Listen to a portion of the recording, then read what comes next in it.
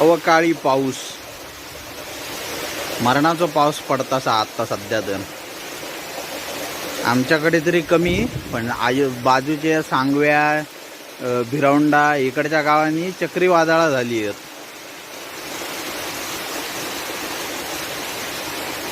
नशीब आंबे सगळे काढून झाले आहेत आणि आता फक्त थोडेच होते रत्नाचे काढूचे, पण आता अजून त्यांना टाईम हा.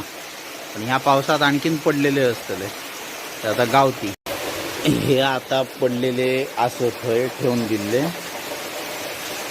ह्या क्रेटमध्ये पण तेच आहेत, सगळे 3 क्रेटमध्ये आंबे भरून ठेवलेले आहेत. अजूनपर्यंत आमचा मसाला झालो नाही. मसाल्यासाठी मिरची आणूची होती, त्याच्यासाठी आज आमका कणकवलीक जायचा होता. कणकवलीक जायचा सुद्धा राहिला आमचा. बघू पावसात ओसरल्यावर जाऊ गावात घेऊन येऊ सगळं सामान.